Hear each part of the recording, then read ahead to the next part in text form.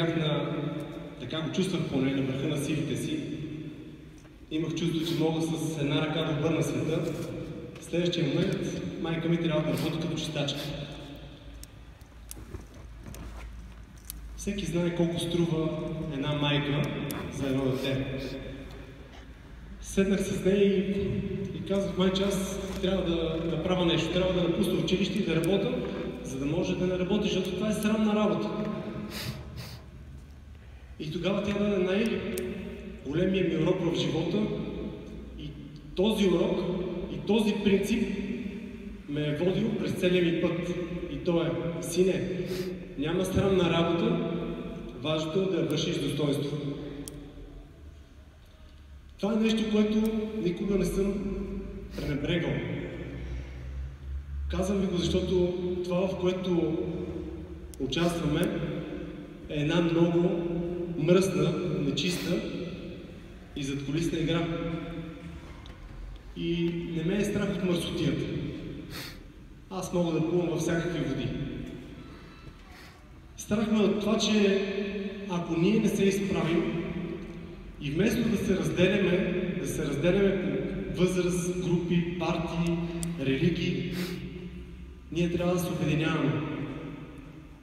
Никой не ни даваше шанс, никой не ни даваше дори малка надежда, че може да постигнем резултат. Но фактът, че стоя пред вас, означава, че събирането на положителните качества, на силните страни, дава своя резултат. Защо се събрахме с моите брати от сестри от ВМРО? Наричам ги така, защото те са едни изключителни хора, които гледат право в очите. Никога и за секунда от нашето общуване не съм имал съмнение в това, че те вървят този път с една единствена цел. И то е да живеем в едно нормално общество. Знаете ли колко неща изживях през тези 2 месеца в Елин Пелин? Страх от управляващите. Това ли е най-страшното? Не. Страха от статуквото. Страха от това, че по някакъв начин загубихме вяра, че може да променим света в това, което искаме да бъде. В крайна сметка, всеки един от нас има еднакви потребности и желания. И те са чисто човешки. Битовия мир е този, към който се стремим. А как може да го постигнем? Първата ни цел – прозрачно управление, пряка демокрация. Тези 8, 10, 12, 15, 25 години се случваше само едно и също нещо. И то е, че в една стая се решаваха всички въпроси, които касаят нас. Тези, които би трябвало да сме потребители на тези блага, които ни заобикалят. Общината има уникален ресурс. Уникален ресурс, който обаче вплетен в схеми, вплетен в непрозрачност, дава един ужасен резултат. И то е само омраза и страх. Ние се изправихме и казахме не на страха, не на разделение и владей. Ние предлагаме обединение. Сигурно част от вас предполагат, че днешния ден мина с много обаждания и СМС-и към моя телефон. Всички покани за срещи бяха с една единствена цел. Да седнем като лидер с лидер и да договорим. А какво да договорим? Места, облаги, заместни кметски места, председател на общински съвет, председател на комисии. Може някой да прецени, че това е политическо самоубийство, но аз не съм приел нито една такава среща. Поканих всички кандидат-кметове да дойдат тук днес и сега и пред вас да се изправят, ако са тук, и да кажат какви са техните намерения. Браво!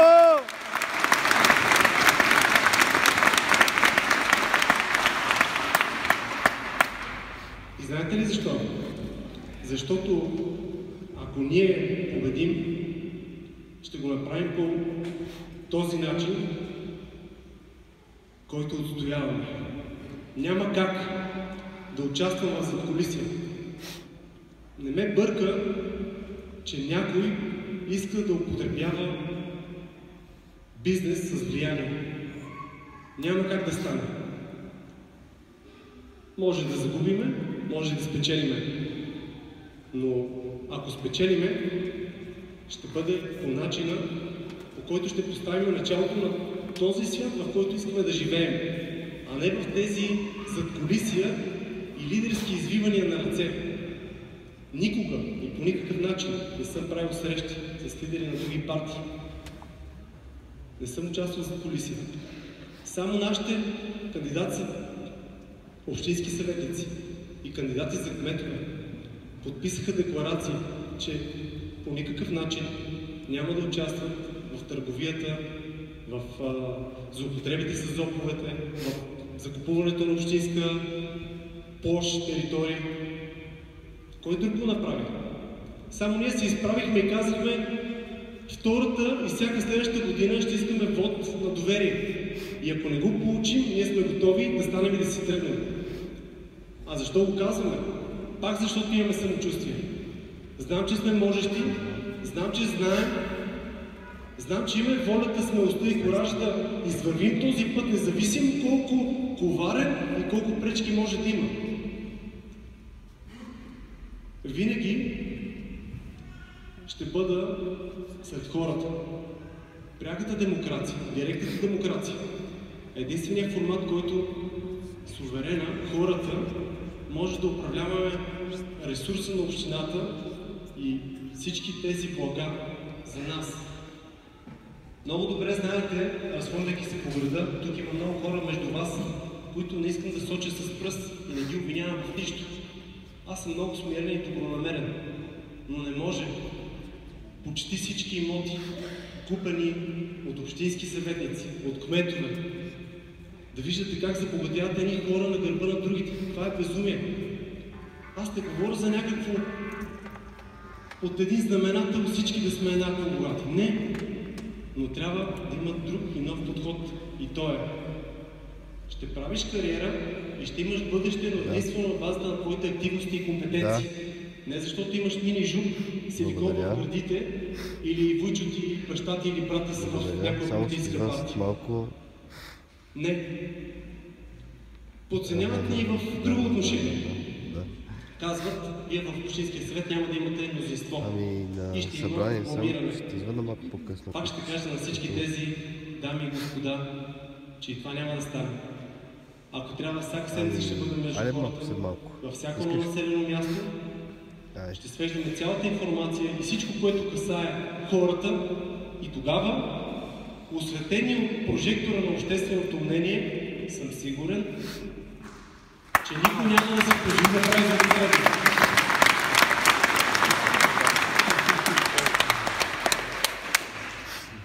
Знаете ли, аз имам един много уникален живот.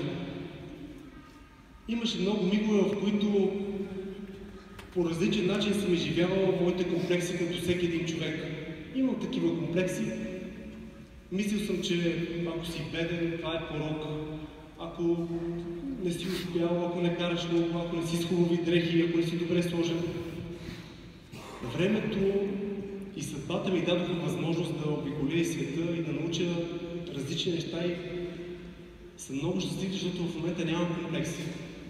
Изправям се пред вас и казвам, властта не ми е самоцел. Кандидатирах се само за кмет. Не съм искал да влизам в Общинския съвет. Не защото не мога да нося отговорност, а защото искам да покажа нов модел на управление. Имам самочувствие и това на базата на моя път. Може би и най-силният момент в нашата кампания е, че видях много мои приятели, мои учители. И наистина оцених, че това, което успях да направя и да постигне, благодарение на всички тях, на всички вас. Това, което предстои пред нас, е нещо много важно. Ние не го правим за нас. Децата ни, нямат бъдеще в България. Всички го знаят. Давам ви един пример от грозната практика.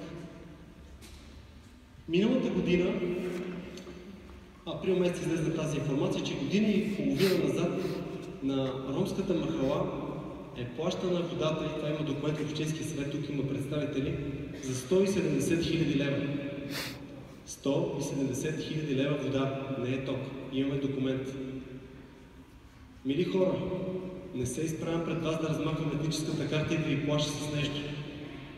Това, което казваме, че тези пари, ако ние заедно решим да отидем за социална кампания, стратегия, политика, да го направим, но да го направим заедно. Всички да решим какви ще са критериите и нека тези хора и тези средства да отидат там, където е необходимо. Представете си 170 хиляди лева, ако инвестираме в нашите деца, в бъдещето на най-добрите ни деца, на спортистите, на математиците, на физиците. Защо моят живот се промени? Заради образованието. Представете си, тези пари отиват за нашите най-добри деца. Имаме гимнастици, спортисти, физици. На Гери децата станаха първи тази година в национално състезание. Лекоатлетите са първи, гимнастичките са ни първи, шахматисти имаме първи. Защо тези пари да не отидат за най-добрите деца? Нали знаете, че инвестицията в децата е най-сериозното нещо? Утре тези деца ще носят много повече инвестиции. На гара Елин Пелин Румен ме заведе в техникума. Катастрофа. Защо? Аз съм доцент в Технически университет София. Водя в компютърния факултет. Нашите студенти, влизайки в университета, започват с първоначална заплата по часов труд 1200-1500 лева. В България има нужда от 40 000 IT специалисти. Учителко любима, подавам ти ръка. Благодаря ти за уважението.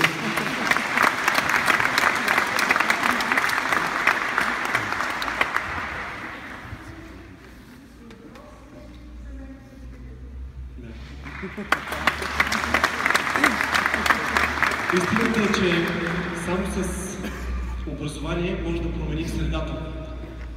Последните 8-10 години видяхме, че управляващия вод, доминиращия вод е този, който е купен, манипулирания, корпоративния, и за това достигнахме това положение. Иначе ресурс има за всичко. Не може в днешно време да няма вода в града, да няма канализация в Нови хан, да няма пътища, да няма в... Аз няма място, за което да не мога да кажа, че има нещо, което да е наред. А ресурс има. Миналата година общината има бюджет 24 милиона лева. Кой от вас знае за тези пари? Знаете ли, че няма населено място в община Елин Пелин, в което някой, независимо кой, включително и кметовете, да знаят колко е бюджетът? Това е безумно. Общинският бюджет трябва да бъде изготвен на такъв тип събрания от април до октомври месец. 4 събрания общи, на които през граждански съвети или организации да вземат решение хората, да знаят колко е бюджета, и кмета има само единствено задължение, и то е да изпълнява волята на хората. Нищо повече. И сега стигаме до ключови момент. Кметовете не може да се държат така. Аз виждам едни хора, които са се превърнали в едни алчни създания, които дори вече не могат да потребяват благините на тези пари. Навсякъде казвам, че може да имаш най-отрупаната маса, обаче да нямаш апетит. Да имаш най-голям трап, но да нямаш здрав сън.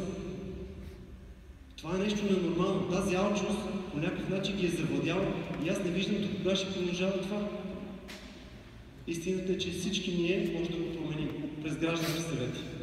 Граждански организации, които ще изградим във всяко едно населено място, във всеки един квартал. От миналата година, от юни месец, в сила за България е Европейската карта за местно самоуправление. Тя дава уникални възможности. Може да се позовеме на всяко едно законодателство в цяла Европа. Знаеме как и можем да постигнем резултати. Ще ви дам един пример с Чурек. Имате един проблем от 30 години. Пътя от Арешница до Чурек, шумоизолационната стена и забележете в Общинския съвет 4 години подред пускат за една детска площадка и им отказваме. Какво направихме за 2 седмици? Уникални резултати. За детската площадка е ясно, че я направихме. Колко ни струваше? Не е много, 3-4 хиляди лева. Събрахме от всеки по 100, по 20, по 10. Получи се. Имам снимки, ще ви покажа да видите децата как стоят и как чакат като връбчета на кацали по спирт. Втория въпрос с дупките. Първостепенен път. Направихме подписка, пуснахме в МРРБ, в Агенция пътна инфраструктура и след една седмица имаше отговор, че пътят ще бъде оправен. Всичко има своето решение, когато имаш познанията.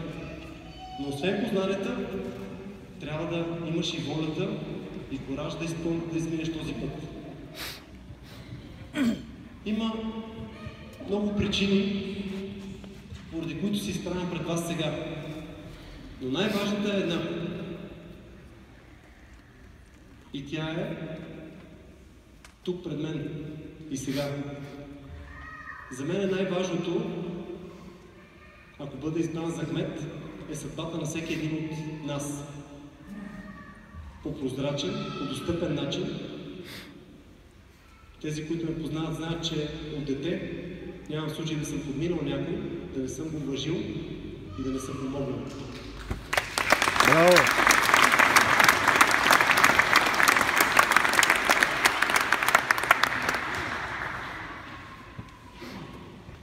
Както казах в началото, това е само интродукцията. Сега 2 часа ще ви разкажа програмата ни, за да сигурен, че ще направим абсолютно всичко да пометим масло.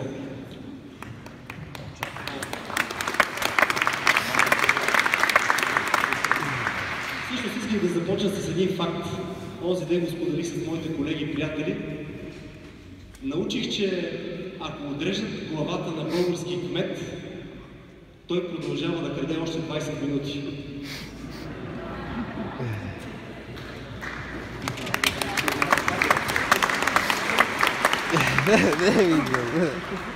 Новият кмет на общината обаче няма да краде и една секунда, защото моята жажда и стимул са не парите.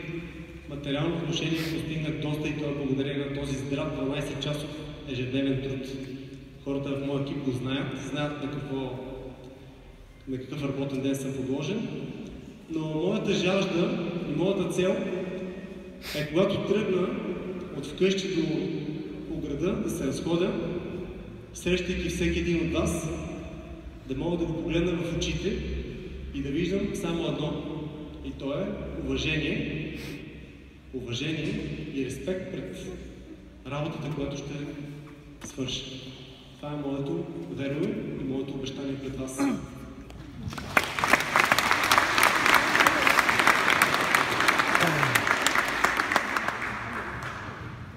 Ще маркирам още веднъж 3 основни неща. Първо, прозрачността и пряката демокрация, казах, има много инструменти. Второ, образованието на децата. Надграждането на образователната инфраструктура. Създаване на предпоставки нашите деца да бъдат оформени в клубове по интереси. Математика, химия, физика, спорт, всичко, което се сещате. Няма да има разделение, няма да има равни и по-рано. Всички деца имат право да се развиват. Средства има много. Следващите 4 години в нашата община могат да влязат между 80 и 120 милиона лева. Но те няма да бъдат управлявани от общината. Общински съвети, които излъчим от населените места, ще участват в формата, в прозрачността и в изпълнението на тези проекти. Правиме този ход по 2 причини. Първо, сами аз нямам съмнение, че ако властта бъде централизирана в Общинския съвет и в кмета, ще дойде един момент, в който в моя кабинет ще седне един човек с костюм или без костюм, няма значение, с един куфър в ръката и ще каже: искам да построя кооперация във вашия парк. Разбира се, тук изходите са два. Единият да взема куфърчето, а другия е, така както съм тръгнал, да му кажа: тук няма как да се случат тези неща. В този момент обаче има много инструменти, които той може да използва. Единият да извади снимка на семейството ми, другия да ме заплаши със саморазправа и така нататък. Мили хора, ако всички вие участвате в управлението на общината, това никога няма да стане. Такава ситуация няма да се получи, защото всеки ще знае, че този въпрос не зависи от мен, той зависи от вас. И аз ще кажа така: аз нямам проблем и съм за да разпиша каквото и да е, ако убедиш хората. Ако те преценят, че има нужда от кооперация в парка, ще я имаме. Ако те преценят, че ще имаме басейн, ще го имаме. Последните 8 години само за проектиране в общината са изтекли почти 5 милиона лева. Предпроектиране на едно и също нещо. За Нови хан, понеже го виждам тук, там канализацията е проектирана 3 пъти. За обща стойност около 750 хиляди лева. В годините назад. И документите или ги има, или ги няма, но най-лесно се изписват пари по този начин. Прозрачното управление се постига с съвременните технологии, които аз управлявам, с които аз боравя. И ако днес пред вас стоя и ви казвам, че всичко това мога да го направя реалност, е благодарение на тези съвременни технологии. Една електронна система за управление ще даде много сериозен и детайлен порядък на цялата община. Всеки един документ, който влезе, ще може да му се проследява пътя. Кой го е манипулирал? Защо го е манипулирал? Защо, ако той е подал молба за разрешение, човека след него взима първи разрешение? Това не може да стане. Не казвам, че хората са лоши. Напротив, всеки от нас има един добър човек. Проблема е в средата. Проблема е в това, че има предпоставки за корупция. Проблема е в това, че хората вместо да имат битово спокойствие, те се чудят откъде да вземат 20, 30 или 50 лева отгоре. И пак казвам, има много пари. И тези пари не само ще ги виждате, но ще ги управлявате. Защото аз вярвам, че ако този ресурс бъде управляван от вас, моята мечта да ви гледам право в очите с усмивка ще се сбъдне. Аз винаги достигам мечтите си.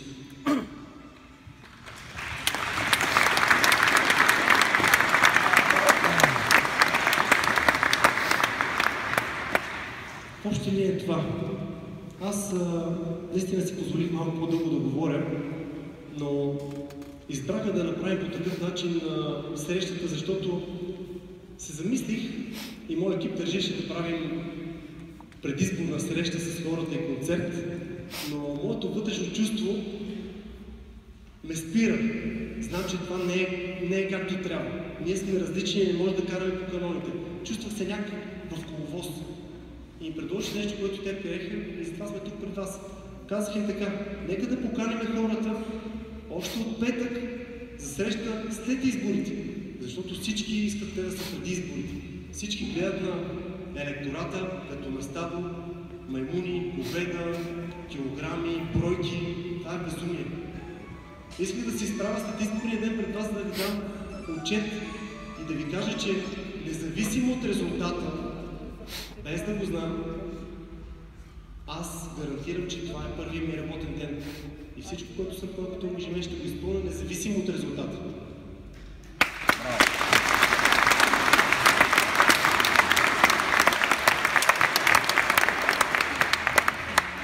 Преди да ви дам думата за въпроси, защото съм готов да отговоря на абсолютно всички въпроси,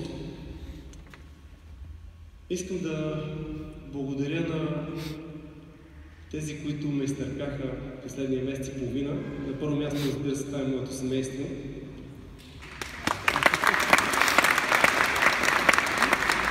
Защото в политиката влязах не от желание за кариера, а защото знам, че имам качества, имам сила, воля и кураж да вляза в тази мръсна надпревара. Но в момента, в който установихме, че събираме спестяване да изпратим децата си зад граница, установих, че ако ние не се изправим и не заявим, че това е нашия дом, това е място, където трябва да растат нашите деца и не дядовците и бабите да ги гледат през скайп и да говорят на чуж език, а да бъдат между тях. Нашите брати, сестри и близки трябва да работят тук в България. Не е нормално за един сириец да се дават 1300 лева, а една баба да живее с 150. Не е нормално да пускаме толкова много чужденци при положение, че живеем в рая, а нашите близки трябва да работят някъде. Чистачи, готвачи, перачи. Защо? Имаме всичко необходимо. Кой го позволява? Ние. Това няма да продължи. Заедно можем. Второ, искам да благодаря на ВМРО. Аз, както разбрахте, не споделих с вас, че съм лидер на политическа партия. Защото аз не вярвам в политическите партии. Знам, че това са едни структури, които изсмукват професионализма и експертността на всеки един от нас. Те са едни организации, които по някакъв начин те блокират и те държат в един коловоз, да ти дава да се развиваш и да покажеш какво можеш. Но на ВМРО едно голямо благодаря, защото те единствено не позволиха българския дух, нашето национално самосъзнание да бъде погазено. На 2 юни, на 3 март, заедно в шопски носили, в национални носили, правят шествие. Поклон и благодаря за доверието, което ми оказахте.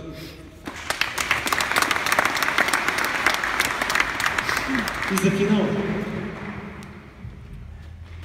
Благодаря ви за това, че Елин Пелин наистина, говоря за цялата община, наистина повярвам в това, че живота има и друго лице, че всички ние заедно, но само единствено заедно, може да превърнем града в именно това място, което е нашето място. И искам заедно тук да си отглеждаме децата, да се грижиме за нашите родители, да се радваме на живота, но тук и в Елин Пелин. Благодаря ви и очаквам въпроси.